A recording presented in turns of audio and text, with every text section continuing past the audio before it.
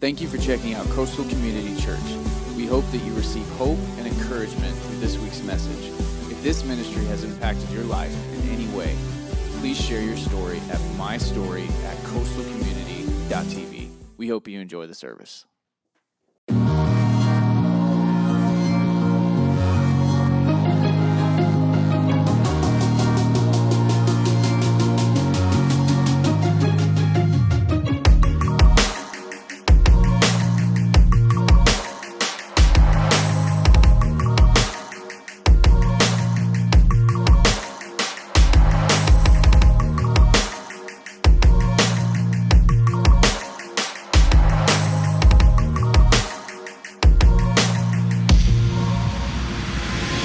Well, good morning, Pompano. How you guys doing this morning?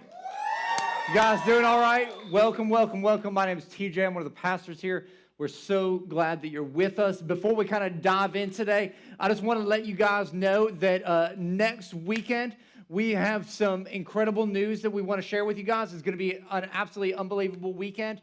Let me just say, you're not going to want to miss next weekend. It's going to be like one of those historical weekends. We got something planned that's going to kind of blow your mind. So next weekend, make sure you're here.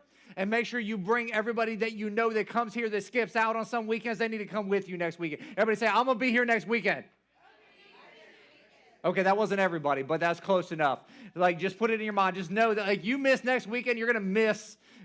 You're just going to miss, okay? And, like, I'm just going to tell you, fear of loss sucks. And so, you're going to fear losing out on something that's only going to happen next weekend. So be here for that. We're in this series called Relationship Goals, talking about the value of relationships. How do we have amazing relationships? Because this is what I know is that all of us want great relationships in life. All of us want to have some incredible relationships, and we're always searching to fill that relational void that's in our life because we are designed for relationship by God. Like, that's why He created us to have relationship. And so, therefore, we are always longing to find somebody to fill that relational gap in our life. And this is what I know, whether you're single, you're married, we all have a desire, whether it's friendship, family, marriage relationships.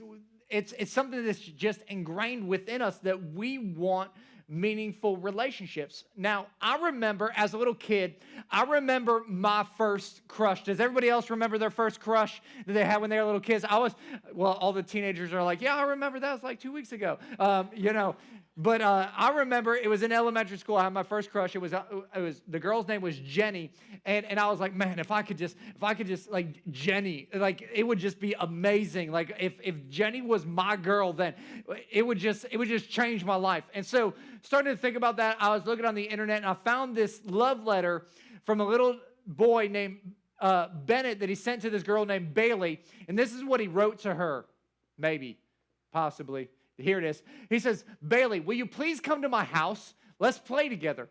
I think you're pretty like a horse or a ladybug. I'm not sure which. He's going to figure out which at some point. Like, he just doesn't have much game yet. He says, you should come to my house and eat cheeses with me. So he's going to wine and dine her. I love you and I lost a tooth last night. I think I would like to do a magic trick for you and then let you watch me battle robots. Now, I don't know about you, but that sounds like a pretty awesome date to me. Like, hey, I'm going to wine and dine you, and then I'm going to let you watch me battle robots. And so he's trying to impress a girl from the get-go. Bennett's got a little bit of game going on there. Kind of sounds like the perfect date. But I think from the time that we arrive on this planet, we want to love someone, and we also want to be loved by someone. And it's like the sign that I have right here.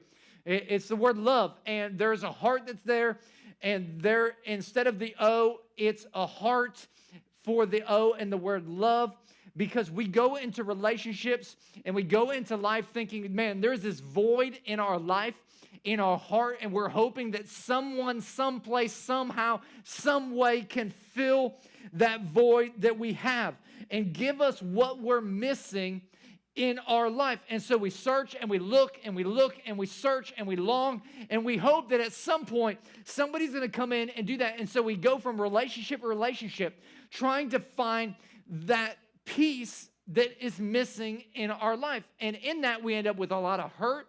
We end up with a lot of brokenness. We end up with a lot of despair. We end up with a lot of things that we weren't expecting because we're trying to fill a void in our life. And so we end up with a lot of baggage in our lives. And studies show that the average person has 7 to 8 serious relationships before they ever get married. So that means that every single person out there has 7 to 8 exes in their life, significant exes, and we all know what happens when you get into a marriage. There's not like it's all hunky-dory from there. Like there's still some struggles in there, and so we can end up with a lot of baggage. In fact, I found that they showed the average person goes on 2 blind dates. They have 4 disastrous dates. They get stood up at least once. They get their heart broken twice. And that's before they ever even get married.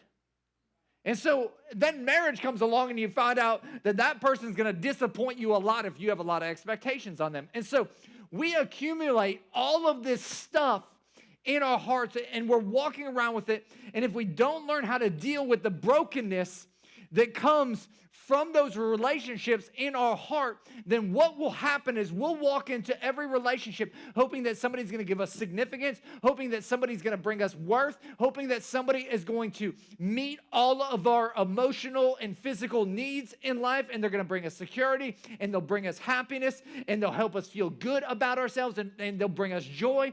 But anybody that has a healthy relationship will tell you that that just is not true.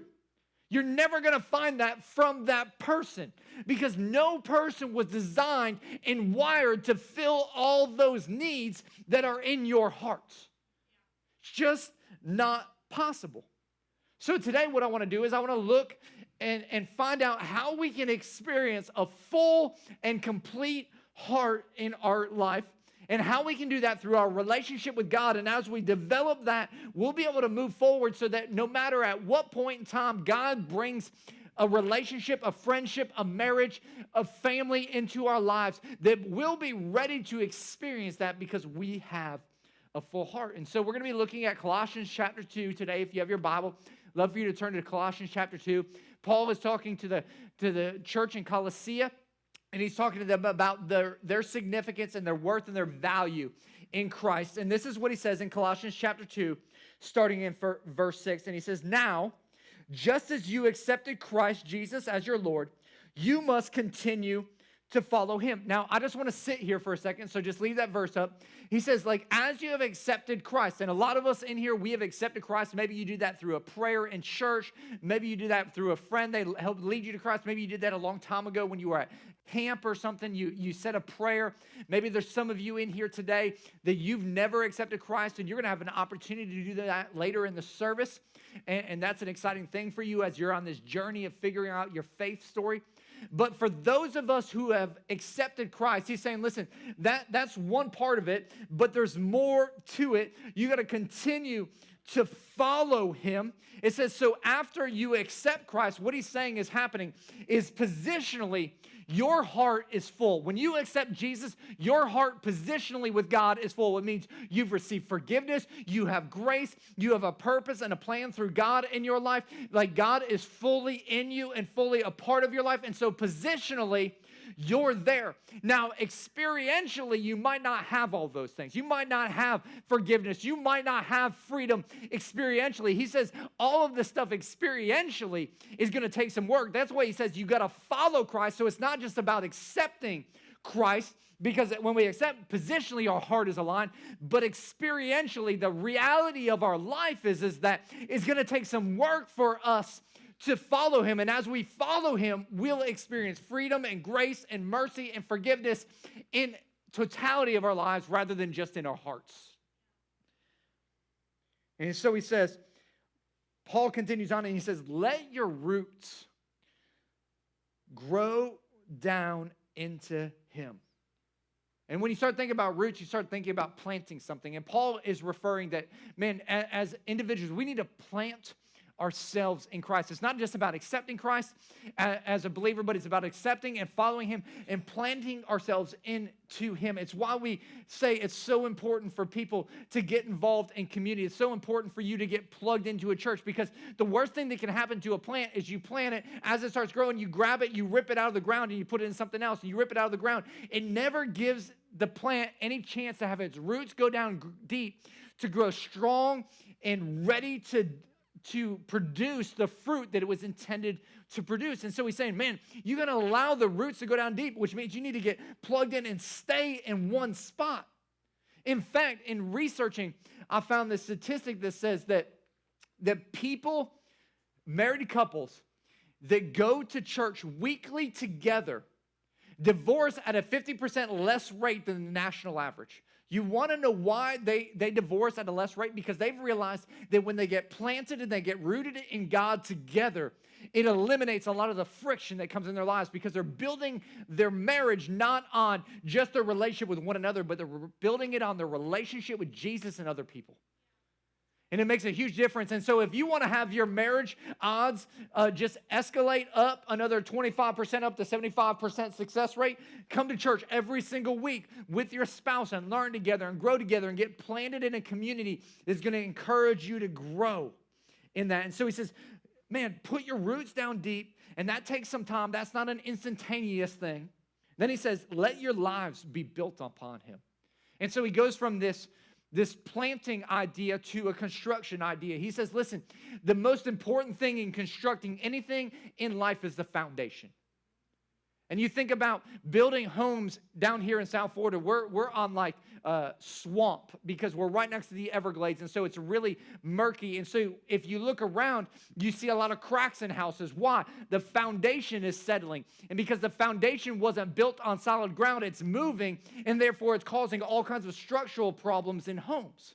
He's saying, listen, if you don't want to have structural problems in your relationships, if you don't want to have cracks in your relationships, what you do is you build it upon a foundation that's strong, and the strongest foundation there is Christ.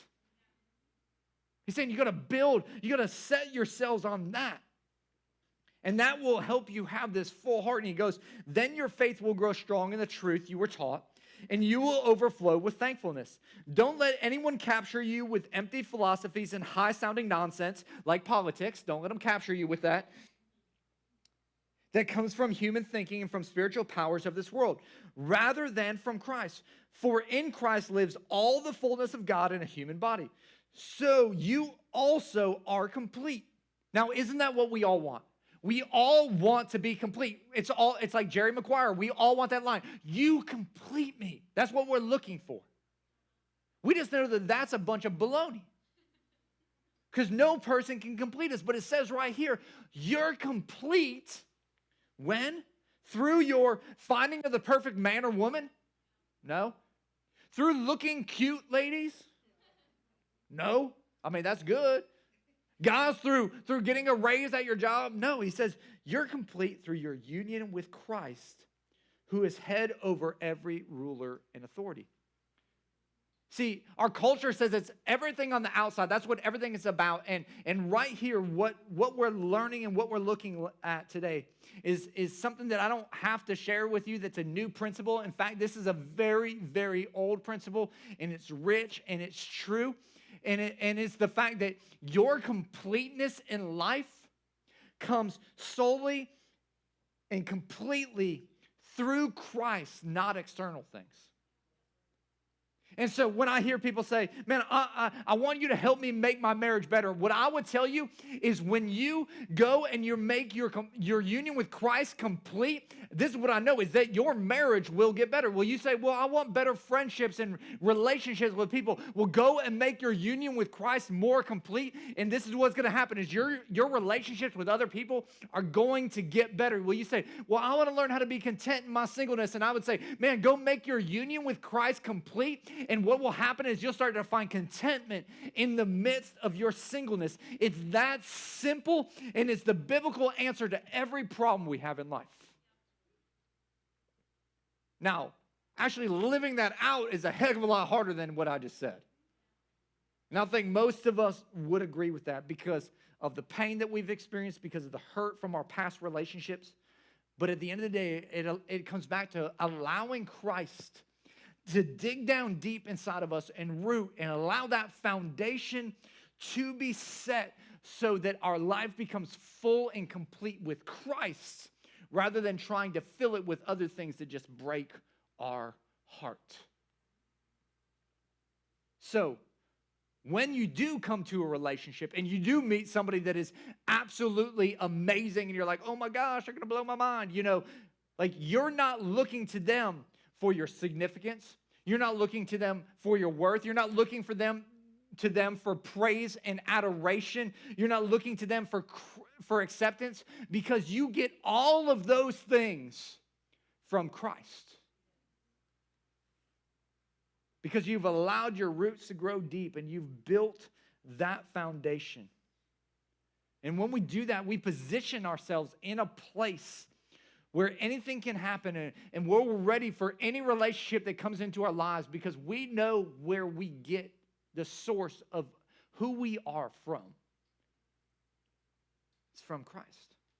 So making this a little bit simpler, how do we actually make that happen? How do we make that union with Christ happen in our lives? If you're taking notes, the first fill in the blank there is we have got to love God with a full heart. We've got to love God with a full heart. Anybody in here ever get a little grumpy when they get hungry? Anybody out there get grumpy when they get hungry? Anybody out there get a little frustrated, maybe even a little angry when they get hungry? Any angry people? Like I found that angry, like people that get angry when they're hungry just like want to bite other people's heads off. You ever notice that? They've actually said that when you're hungry, like if you're off of your meal times for an hour or two, what happens in your body is your adrenaline starts jacking up, your blood sugar is all over the place. And so like when you are going without food, it messes with you. In fact, they came up with a term for this state of being, and they call it hanger. Hanger. And it's being hungry and angry at the same time. And so some of us, what happens is in life, when we don't get enough food, we become very hangry. And we just bite people's heads off, and we're like ferocious.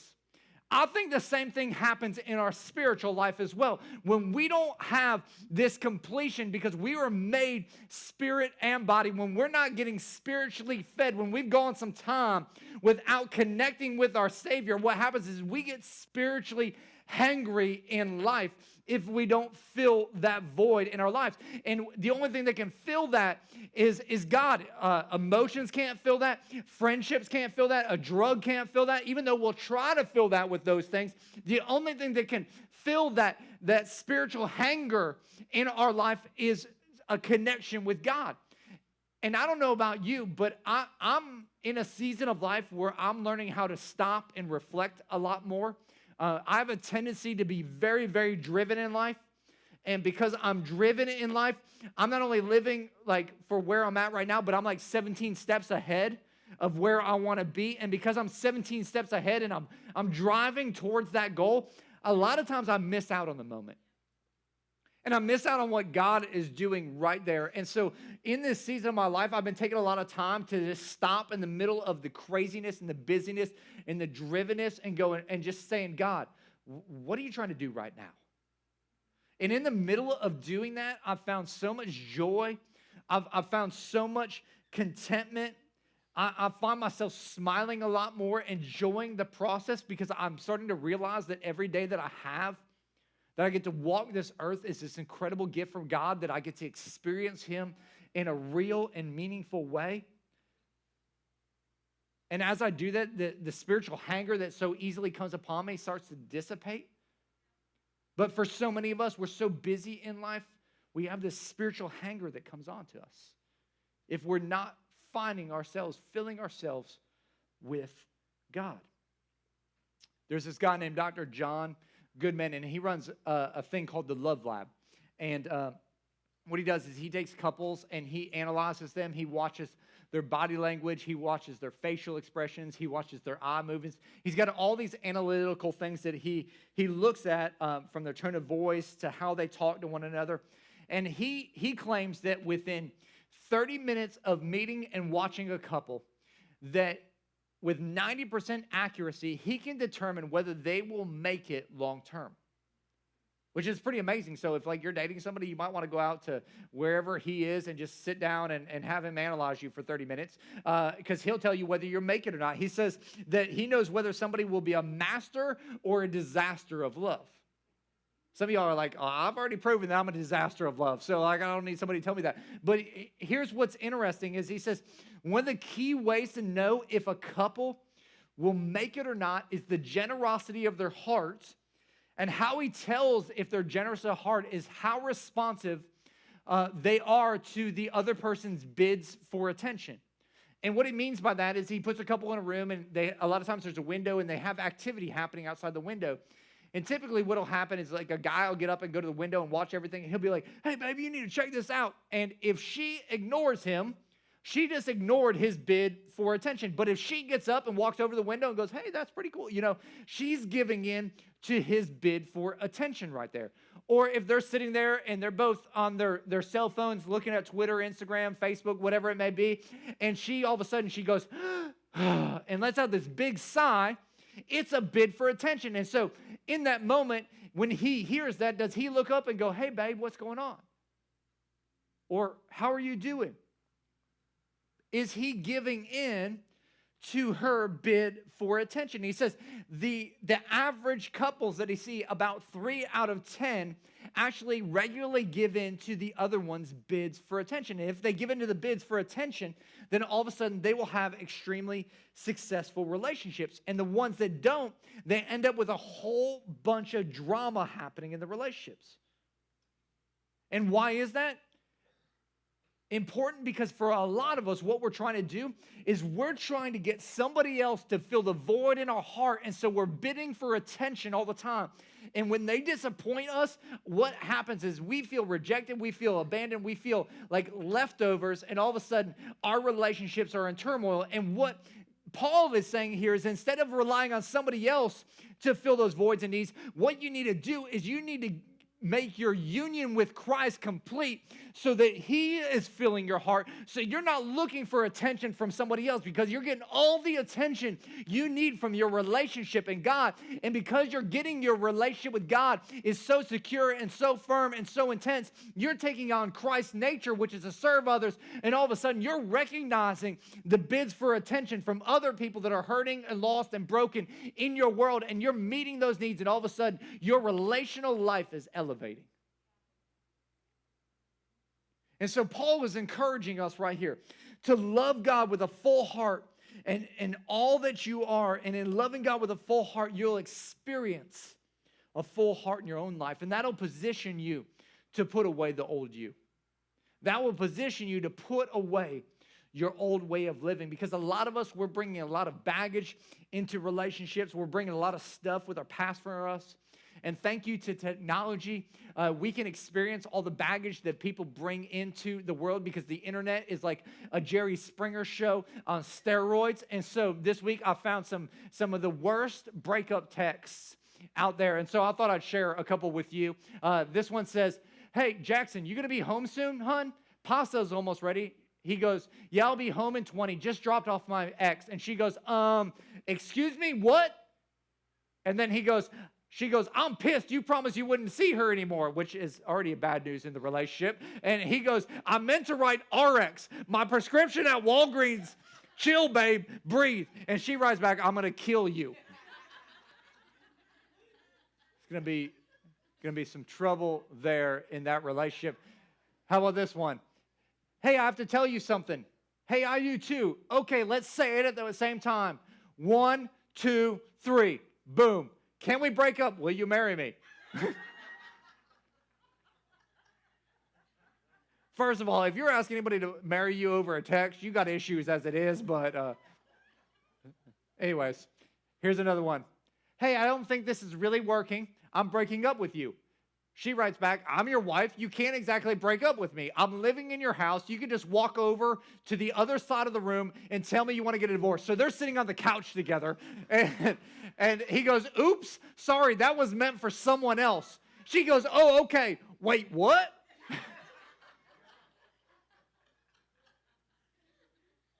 Listen, relationships are hard, aren't they? I mean, we get lied to, we get hurt, we get damaged. And every time junk like that happens, we bring a little bit less of our heart with us into that next relationship. And what we bring instead is we bring a lot of anger, we bring a lot of sarcasm, we bring a lot of hurt. And we've all been through that to some measure and degree. And Paul encourages us to move forward here in verse 7. He said, you used to do these things when your life was still part of this world. But now is the time to get rid of anger, rage, malicious behavior, slander, dirty language. Don't lie to each other, for you have stripped off your old sinful nature and all its wicked deeds. It says you've stripped off your sinful nature. If you were to go back to the original Greek right there, he's basically saying, like, man, you've got these dirty clothes on that you've got to get rid of and throw away. Like, you're stripping those clothes off and just tossing them. And I know exactly what that's like. When I was 19 years old, I went on a mission trip to Haiti. And I was leaving from Miami International just to fly down to Haiti. It's a short trip. And I got to Haiti, and my bag did not arrive. Anybody ever had that on an international flight? It's terrible. I thought to myself, I'm wearing a pair of jeans and a T-shirt. I'm like, oh, man, my bag will be here tomorrow. Tomorrow comes. Next day. I'm like 4 or 5 days in. My clothes still have not arrived. I'm like, American Airlines has the worst service in the world. You know, this, like, how do they lose a bag that's a one-way flight from Miami to Haiti? Like, how does that work? Like, that's incompetence at its greatest. Sorry if you work at American Airlines. So I end up going through this entire 10-day mission trip wearing the same pair of clothes the entire time. Like, and you know it's getting bad when your jeans start crunching. Anybody ever had that? They're just so dirty and they're nasty, and you've been sweating in them so long that they're getting hard and crunchy. And so, like, my jeans are crunchy. I remember when I got home, my mom picked me up from the airport, and she was like, "What's that smell?" And I was like, "That's me," you know. And she's like, "Man, we need to get that junk off of you." And I remember we got home, we didn't even try to wash those clothes. We just threw them away. Why? Because I was wearing these old, nasty, dirty clothes. But what Paul is getting at here is he's saying, listen, that old, dirty, nasty clothes, that's the old you. And what so many of us do is God gives us this incredible, brand new heart, and we dress ourselves with the old, same nasty stuff that we had before. It's like getting a fresh pair of underwear and putting on those old, stale jeans and that beat-up, stank shirt over it. Like that fresh pair of underwear isn't doing a whole lot of good. Like, you're just messing it up.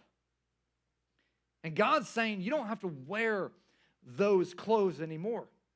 And our culture is so obsessed with how we look on the outside. And God's saying, like, listen, that's one way of trying to be beautiful, but I have a better way of trying to be beautiful. And the way that you're beautiful is when you're beautiful from the inside out, not the outside trying to cover up the inside.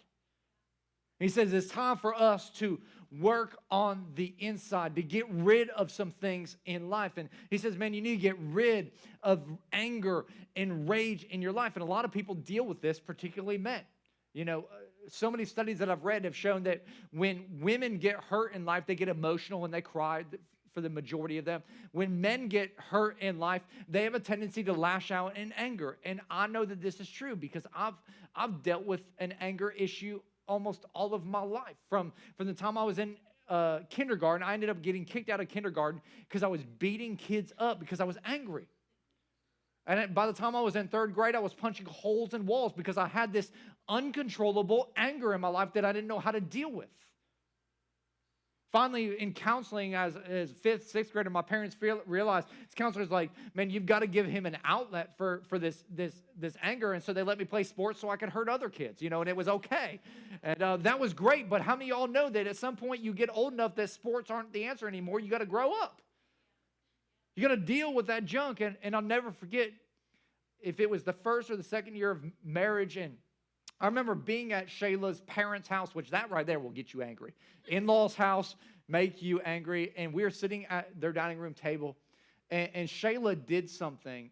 And I remember grabbing, like very aggressively grabbing her arm. And I don't even know if anybody else even really realized it at that time. But I knew what was going on in my heart, and I was like, oh, crap, man, I got a problem. Like, my anger was starting to boil up again. Something she said just set me off.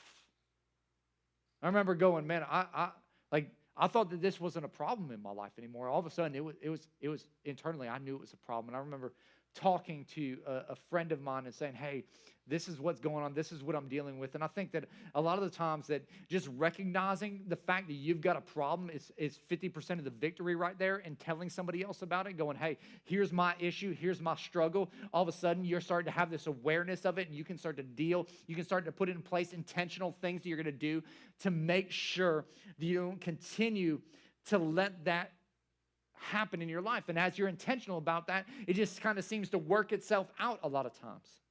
And so maybe in your own life, part of the deal is that maybe today you just need to recognize that there's some old you still there that you need to get intentional and authentic about and tell somebody about and go, hey man, this is something that I'm dealing with right here that I need some help on. And just winning half the battle is getting it out there and getting some accountability and somebody else knowing that that struggle is going on in your life. He goes, next up is malicious behavior, which is this hostility or hateful feelings. And then he talks about slander, which is talking bad about your mate or your friends, which is never a good idea to talk bad, especially about your spouse, to somebody else. And he talks about dirty language, which is exactly what you think it is. He says, man, don't say things about your friends, your family, your boyfriend, your girlfriend, your spouse that you have to bleep out. It's not healthy. That's the old you. That's the old stuff. You need to take all that stuff off and throw it out because you've got this brand new heart. And what Paul encourages us to do right there is that then he says, man, you need to put on the new you. You need to put on the new you. In Colossians verse 12, he says, since God chose you to be a holy people he loves. I want you to see this right there, because he says, what he's saying is God's unconditional love for you does not mean God's unconditional acceptance of your current behavior. Like, do you understand that? Like, God loves you unconditionally. Like, there's no conditions to your love. But that doesn't mean that he approves of everything you're doing, because he calls all of us to not just live life, but to live a holy life. So what does a holy life look like? He says, you must clothe yourselves with tenderhearted mercy, kindness, humility, gentleness, and patience. He says, make allowances for other people's faults. It's like, be prepared for people to screw up. That's like a really different thought for us today. We expect people to be perfect. He says, like, hey, make room because people are going to jack things up. Then he goes, and forgive anyone who offends you. Remember, the Lord forgave you, so you also must forgive others. Above all, clothe yourselves with love, which binds us all together in perfect harmony. And let the peace that comes from Christ rule in your hearts. See, we can all be intentional, allowing God to fill our lives. But it's really easy for us to carry the broken parts, the hurts, the unforgiveness, and keep us trapped in this old way of living. So easy to hold on to those things. When I was just turned 23 years old, I felt like God was moving me on from this church job, and I happened to work for a pastor that had been, a spiritual mentor for me. At that time, he was like a spiritual father. And anytime you break up, we just sang, when a heart breaks, it don't break even. Have you ever noticed that? It just doesn't do it. I remember walking in, and we were sitting outside. I remember telling this pastor, like, hey, I'm giving my 2 weeks resignation. And I was trying to be the most honorable in the situation. I was trying to do it the right way. And I'll never forget this pastor looked at me and he said, TJ, you're never going to amount to anything in life because you're a quitter.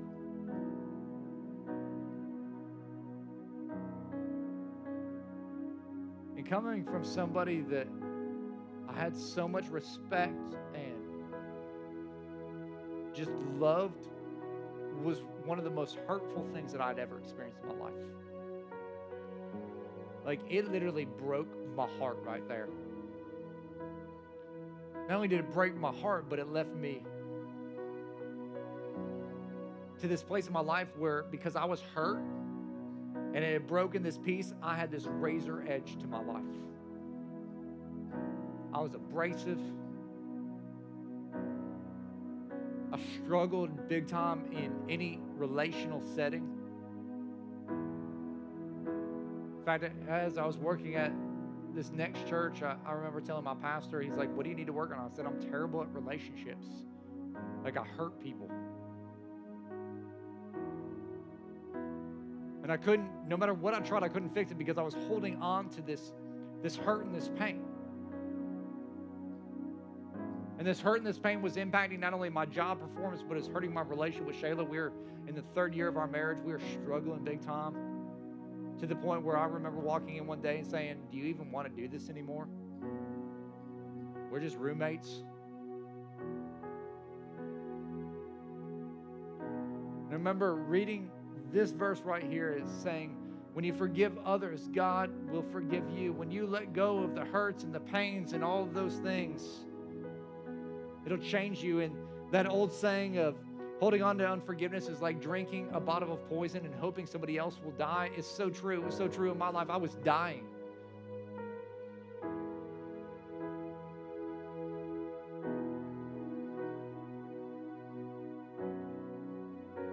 And as I started to let go of that hurt and that pain and those words, because they were hurtful, they were painful, they meant something to me. I remember God just prompted me, like, call that guy up. Set a meeting with him. And you go in there and you ask him for forgiveness. And I was like, what, God? No, he should be asking me to forgive him. He goes, no, you're the one that's carrying the hurt and the bitter and the anger. He doesn't even know anything about it. See, my unforgiveness was empowering my history rather than me letting it go so I could live in my destiny.